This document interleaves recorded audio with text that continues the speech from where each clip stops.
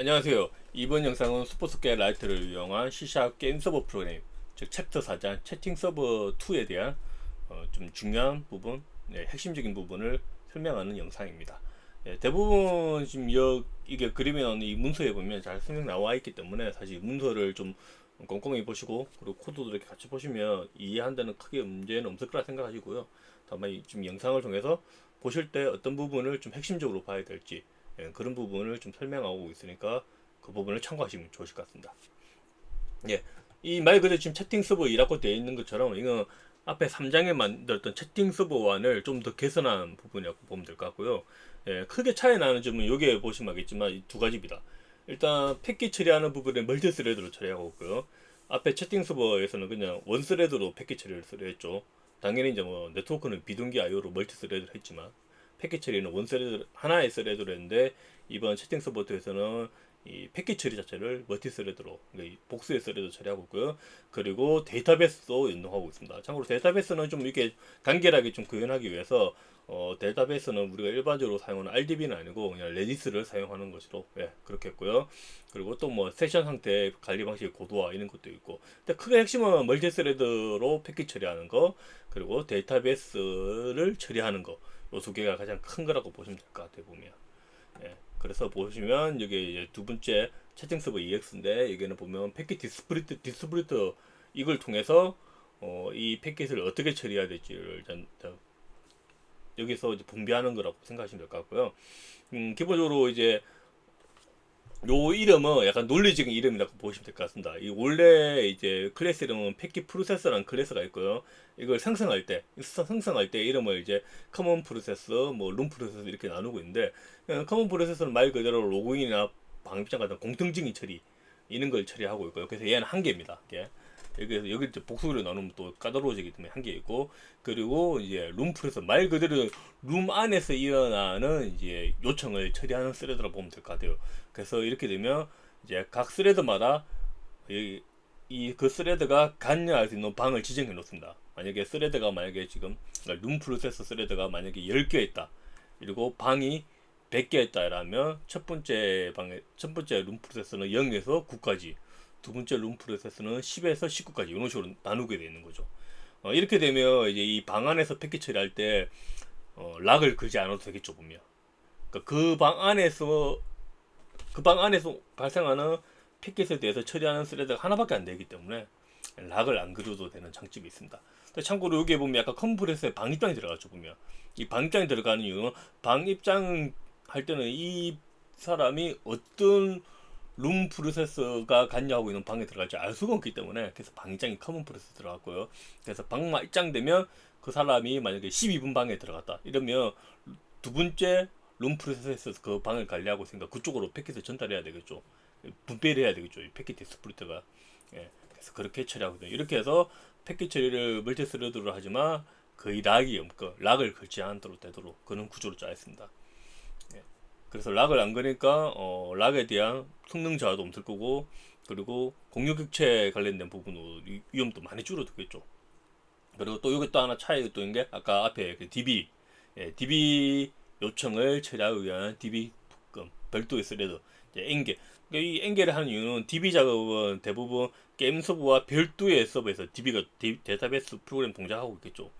그래서 네트워크 동작도 있을 거고 그리고 데이터베이스라는 게 보면 IO 처리를 주로 하잖아요, 보면. 그래서 일반적인 우리 채팅 서버에서 처리하는 것보다 시간이 더 걸릴 수가 있거든요. 그러니까 상대적으로 비교했을 때.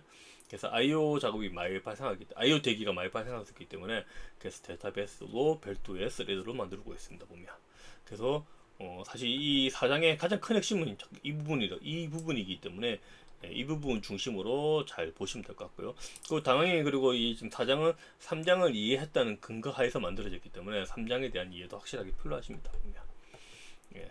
그래서 이게 이제 네트워크 흐름을 보면 이렇게 클라이언트에서 뭔가 패킷을 보면 메인 스레드에서 메인 서버 클래스에 온 패킷 리시버를 함수가 호출되고 여기서 이제 패킷 디스트리부트로 전달하고요. 그럼 패킷 디스트리부트가 이 패킷이 어떤 요청인지를 보고 커먼 프로세서 쪽으로 보내든지 룸 프로세서 보내든지 이렇게 보내겠죠. 참고로 DB 프로세서는 이제 여기에서는 로그인 할 때면 지금 제가 하나만 구현해 놨거든요. 보면 그래서 이제 커먼 프로세서에서 이쪽으로 보내고 그럼 이쪽에서 다시 처리되면 다시 커먼 프로세서 쪽으로 패킷을 보내도록 내부용 패킷을 보내도록 그렇게 되어 있습니다. 보면 예. 그리고 방 채팅 방 나가기는 당연히 여기서 해야 되겠죠. 예. 예, 참고로 이제 만약에 방 입장이 된 이유는 그 해당 세션에 대한 방 번호가 기록을 해놓을 거거든요. 보면 그래서 패킷 디스플레이에 딱 들어와 어떤 그러니까 클라이언트가 요청을 보냈을 때 패킷 디스트리뷰터 입장에서는 누가 보낸지 보고 그럼 그 사람이 방에 들어있는지 확인하고 방에 들어있으면 몇 번 방인지를 보고 그럼 그쪽에 해당되는 룸 프로세스 쪽으로 패킷을 전달하고 있습니다. 예, 지금 그 이야기가 지금 제가 방금 설명했던 게 이렇게 설명되어 있고요. 보면 예, 그래서 이게 크레드 보면 룸 프로세서를 그러니까 룸들을 관리한 스레드를 몇 개 이제 특징에서 바로 없거든요. 보면 이게 그만큼 전체 룸을 나누어서 이렇게 할당시키고 있습니다. 보면 그래서 특정 패킷 처리하는 패킷 프로세서 특정 스레드는 특정 방만 접근해서 그쪽에서 요청하는 것만 처리하고 있습니다. 예, 이 부분에 그래서 스레드 생성하는 부분, 예, 커먼 패킷 프로세서 여기에 생성하고 이 안에 이제 크리에이트 스타트 가면 이 안에 이제 스레드를 만들어서 동작시켜요. 보면 예, 그래서 예, 기본적으로 다 동의합니다. 이거는 이 부분에 관해서는 예. DB만 조금 이제 DB 보컬에서 조금 다르게 됐고요. 기본적으로 이 두 개는 클래스는 동일한 클래스를 사용해서 생성할 때만 조금 다르게 생성하고 있습니다. 예, 그래서 이 그림으로 보면 이렇게 된다고 보시면 되겠죠. 예, 그래서 사장은 뭐 이 부분만 잘 이해하시면 삼장하고 거의 동일하기 때문에 거의 특별히 볼 건 없습니다. 뭐 방 안에 들어가서 뭐 룸 채팅하고 이런 거 다 동일하기 때문에 보면 예. 예, 그래서 뭐 방금 했던 이야기 룸 생성에 있는 부분 여기 있고요. 그리고 이거는 여러분들이 이거 보고 만약에 좀 뭐 학습하실 때는 이제 레지스가 아니고 진짜 마이스큐어로 연동시키는 그 부분 대보시면 좋으실 것 같아요. 보면 그래서 좀 더 기능을 좀 DB 쪽 기능을 좀 더 만들어서 또 구현해 보시면 좋을 것 같습니다. 보면 그리고 또 패킷을 멀티스를 처리하기 때문에 그래서 커넥션 세션 매니저하고 또 여기서 또 세션 관리하고 있습니다. 보면 그래서 이 안에 보면 접속을 했는데 아무런 어떤 일을 안 하면 특정 시간까지 기다려 체크를 했다가 그 해당 세션을 정리하는 그런 기능까지도 도입 만들어져 있습니다. 보면 예. 그래서 이런 부분 잘 보시면 좋으실 것 같고요. 예. 근데 참고로 이제 이게 멀티 스레드로 그러니까 이 패킷 처리를 원 스레드하고 멀티 스레드 처리할 때가 상당히 좀 많이 달라지고 특히 멀티 스레드 처리하게 되면 상당히 구현이 까다로워집니다. 보면 예를 들어서 A랑 클라이언트가 패킷을 보내는데 방 입장 패킷을 보냈어요. 그때는 5분 방에 들어갈 거예요. 입장을 했는데 이 A란 유저가 약간 나쁜 유저가 돼가지고 동시에 또 방 입장을 보냈어요. 이번에 15분 방으로. 그럼 이렇게 동시에 두 개가 오면 우리 채팅 서버는 멀티 스레드로 일단 네트워크 기능을 네트워크를 처리하고 있고 그 패킷 처리도 하고 있으니까 이 A란 유저가 보낸 패킷 두 개, 방역장 두 개를 동시에 처리될 수도 있거든요. 보면 채팅 서버 입장에서는 보면 이렇게 되면 잘못하면 한 명의 유저가 동시에 두 개 방에 들어가는 문제가 발생할 수도 있겠죠. 보면 그래서 그런 부분을 잘 막으셔야 돼요. 이게 만약에 패킷 처리 스레드가 하나의 스레드라면 이럴 일이 절대 없죠. 스레드가 하나만 패킷 처리를 하고 있기 때문에 두 개를 보내라도 두 중에 하나가 먼저 처리되고 나서 그 다음 하나가 처리가 되기 때문에 이미 앞에서 만약에 방 입장이 됐으면 방 번호가 들어가 있을 때는 두 번째는 안 될 건데 지금 이 채팅 서버 EX 채팅 서버 2 같은 경우는 동시에 패킷이 처리되기 때문에 유저가 빠르게 동시에 두 개의 패킷을 보내면 두 개가 동시에 될 수도 있거든요. 보면 그래서 이 부분에 대해서 이런 악의적인 유저에 대해서 잘 방어를 해야 됩니다. 보면 그래서 커먼 프로세서 입장에서는 이 유저를 방에 넣기 전에 방에 이제 들어갈 거라고 아직 들어간 건 아니지만 들어갈 거라는 그런 걸 마킹을 해야 되고 그래서 그걸 아토믹하게 처리해야 되겠죠. 그래야지 동시에 두 개가 요청했을 때 두 중에 하나는 취소되게 그렇게 해야 됩니다. 그래서 이런 좀 복잡한 부분 지금 채팅 서버이기 때문에 지금 제가 이 방입장 관련돼서만 이야기를 했지만 이게 게임 서버라면 좀 이런 부분이 몇 개 더 있을 거예요. 미묘한 타이밍이 발생했을 때 그 타이밍을 동시에 처리가 돼 만들고 시퀀스하게 처리하게 되는 그래서 패킷을 멀티스레드 처리하게 될 때는 성능적인 도움이 있을 수 있겠지만 이렇게 좀 로직을 더 정교하게 짜셔야 되고요. 그리고 뭐 지금 채팅 서버 같은 경우는 공유 기체가 거의 없기 때문에 사실 동기화 멀티스레드 동기화 문제는 거의 없는데 동기화 문제도 많이 발생하기 때문에 그런 것도 고민을 좀 많이 하셔야 됩니다. 예. 그래서 아까 이제 이 지금 채팅 서버 2의 가장 핵심은 여기서부터 보시면 되겠죠. 여기서 뭐 어떤 패킷이 왔는데 여기에서 패킷 디스트리부트 쪽으로 보내고 패킷 디스트리부트 여기에서 이 패킷이 어떤 요청인지 그리고 이 세션을 가리키는 유저가 어떤 상태인지에 따라서 이제 분비를 해야 되기 때문에 이 부분이 가장 큰 핵심적인 부분이라고 생각하시면 될 것 같아요. 그래서 뭐 패킷 시퀀스 다이아그램도 있기 때문에 이론 흐름대로 가진다 보시면 될 것 같습니다. 예, 그래서 디스플레이를 관련해서는 계속 이렇게 설명하고 있기 때문에 이 설명을 좀 잘 보시면서 이해를 하시면 좋으실 것 같아요. 보면 다이아그램도 있고 참고로 여기 보면 이 패킷이 클라이언트 요청인지 뭔지 알아보는 이 이유는 뭐냐면 아까 위에 DB 처리할 때 보면 그러니까 어떤 DB 요청이 되고 이 DB 요청은 멀티 스레드로 다른 스레드에서 어쩌면 비동기로 처리되고 있는 거죠. 그럼 DB 작업이 다 끝나면 이 끝난 결과를 다시 또 알려줘야 되겠죠. 그래서 이 부분을 일관성 있게 처리하기 위해서 이 패킷이 원래 패킷이라는 게 클라이언트에서 서버에서 보내고 서버가 클라이언트를 보내는 이렇게만 이제 이게 보통인데 이 처리 부분에 일관성 있게 하기 위해서 DB 스레드에서 처리한 것도 패킷으로 만들어서 내부용 패킷이죠. 예, 그래서 뭐 네트워크로 보내는 게 아니고 내부에 패킷 큐에 넣어서 일반적인 패킷 처리하도록 만들어 놨거든요. 이렇게 되면 좋은 점은 처리 부분이 일관성 있게 처리가 되기 때문에 예외적인 부분은 있기 때문에 처리가 편합니다.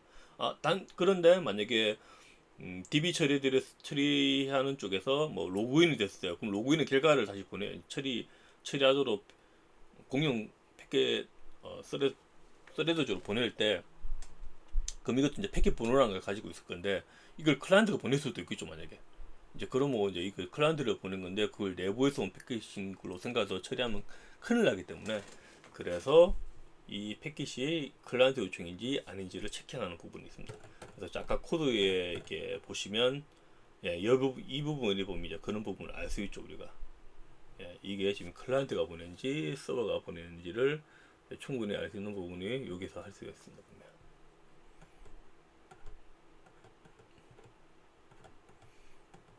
그리고 이제 뭐 이렇게 쭉 하시고 그래서 그 다음 뭐 특별하게 언급되면 한번 보시면 될 것 같고 요거 다 이제 앞에 제가 했던 이야기 그걸 좀 더 풀어서 설명하고 있는 거죠. 공유 스레드 1개, 방청 영상 N개, 데이터베이스 N개.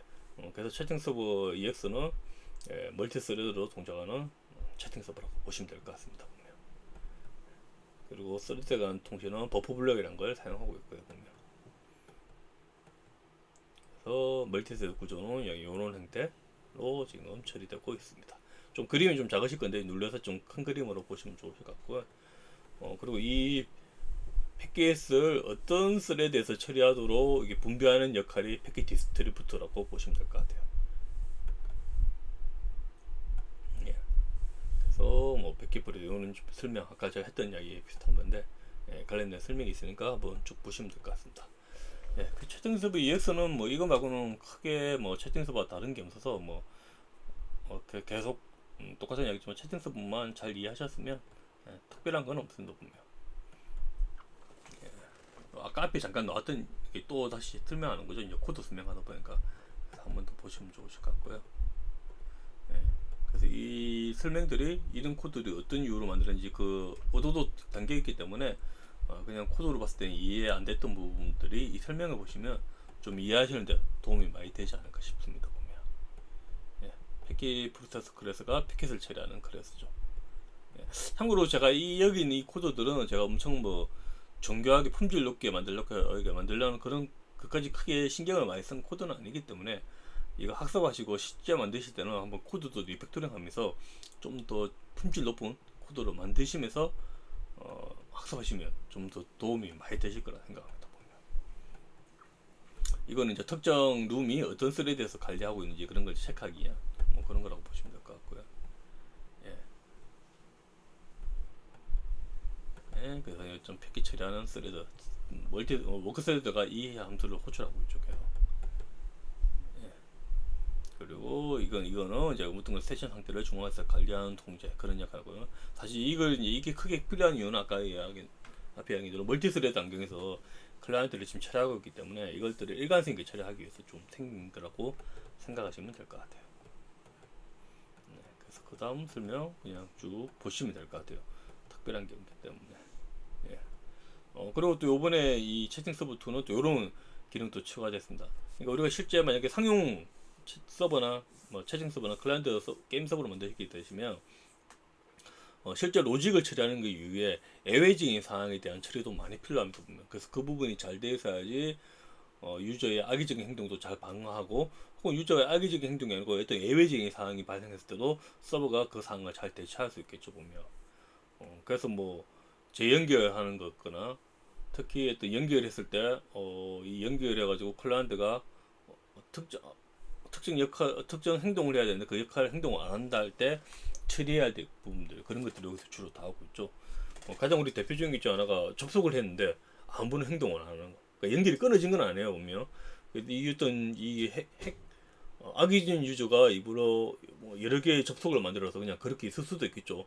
이제 그렇게 되면 서버 입장에서는 리소스는 사용되고 있는데 게임은 발생하지 않기 때문에 손해죠 보면. 그래서 그런 경우는 특정 시간까지 이 사람이 어떤 행동을 안 하면 이게 정책이죠, 있죠. 이 정책에 가까운 건데 만약에 특정 시간 동안 어떤 행동을 하지 않으면 접속을 그냥 강제적으로 끊는다든가 그런 기능을 만들 수도 있겠죠 보면. 예. 그래서 그런 부분에 관련해서 조금 보여주는 코드라고 보시면 될 것 같아요. 하여튼 우리가 실제 게임도 만들 때는 이런 기능들을 만들어서 서버의 상태를 주기적으로 체크해가지고 어떤 예외적인 상황이 발생했을 때 그 예외적인 상황을 잘 체결해야지 서버가 장기간으로 계속 잘 서비스를 할 수가 있습니다. 보면. 그래서 그런 어떤 예제를 보여주는 그런 코드라고 생각하셔도 좋으실 것 같아요. 그래서 설명을 좀 보시면 될 것 같고, 데이터베이스는 여기서 리스트 상했기 때문에 뭐 이제 좀 참고하시면 될 것 같고, 근데 한번 MySQL도 한번 직접 한번 해보시기를 전 추천드리고 싶습니다. 그리고 뭐 리스립, 디복서 뭐 이런 거. 그래서 설명, 시퀀스타의 연계관계는 어떻게 되고 있는지 이렇게 보시면 될 것 같아요. 코드 자체는 그렇게 어렵지 않기 때문에 이렇게 있고, 참고로 뭐 DB 스레드는 아까도 앞에 있지만 I/O 대기가 많이 발생할 수 있는 요청이기 때문에 스레드를 한 개간이 복수교로 만드셔야 됩니다. 아까 역시 어떤 요청을 일관성 있게 처리하기 위해서 DB에서 어떤 처리를 하고 나서 그거를 내부용 패킷으로 만들어서 패킷 처리 쪽으로 보내서 일반 패킷 처리하듯이 처리하도록 그렇게 구현되어 있습니다. 그래서 그런 설명 여기 좀 보시면 될 것 같고요. 그래서 패킷 디스부터의 어떤 클래스 다이어그램은 이런 형태에 되어 있습니다. 이제 하여튼 DB 요청 관련된 작업이 새로 많이 만들어지면 이런 클래스들이 이제 계속 늘어날 거라고 또 생각해 주시면 될 것 같아요. 그러니까 이 코드에서는 이거는 방법은 여러 가지가 될 수 있기 때문에 꼭 이렇게 안 하셔도 괜찮습니다. 이것으로 이제 채팅 서버 2에 대한 이야기를 제가 거의 대부분 다 했는데요. 계속 여러 번 반복해서 이야기하지만 채팅 서버 2의 가장 큰 핵심은 멀티스레드 패킷을 처리한다. 이게 가장 큰 핵심이고요. 그리고 DB 처리도 한다. 여기 가장 또 큰 핵심이 되겠습니다. 그리고 채팅 서버 2를 잘 이해하려면 당연하지만 채팅 서버 1을 확실하게 이해하시고 이것을 보셔야 합니다. 그래서 채팅 서버 2를 보시면 만약에 이제 게임 서버 만드실 때 특히 이 채팅 서버가 우리 게임 서버 아키텍처를 봤을 때 MO 서버 대부분 액션 게임들 뭐 FPS 게임, 레이싱 게임 이런 것들 대부분 다시 MO 게임이죠 보면 방 같은 거 하나 만들어서 하기 때문에 보면. 그래서 그런 게임 서버를 만들 때 멀티스레드를 어떻게 활용하면 좋을지 좀 참고를 할 수 있는 프로젝트라고 생각합니다. 그래서 설명은 이것으로 끝내도록 하겠습니다.